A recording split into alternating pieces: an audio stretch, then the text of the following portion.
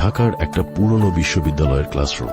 জানালার সামনে বসে আছে পারভেজ, একটা পুরনো নীল রঙের ডায়েরি খোলা, হালকা দাড়ি, মুখে চিন্তার ছাপ। সে এমন একটা ছেলে যাকে অনেকেই সিরিয়াস ভাবে, অথচ আরা চেনে। তারা জানে তার ভিতরটা একেবারে অন্যরকম, হাসি খুশি, থটফুল আর অনেক বেশি সেন্সিটিভ। আরেক দিনটা ছিল বর্ষার প্রথম দিন। থেমে থেমে বৃষ্টি পড়ছিল। ক্লাসে নতুন একটা মেয়ে এলো, রিতা। ও চোখে ছিল একটা অদ্ভুত প্রশ্ন আর কাঁধে ঝোলা ব্যাগ। আগ চুলগুলো হালকা ভেজা, মুখে অল্প একটু নার্ভাস হাসি। ক্লাসের মধ্যে ওর চোখ একবারের জন্য পরভেজের চোখের সঙ্গে মিলল।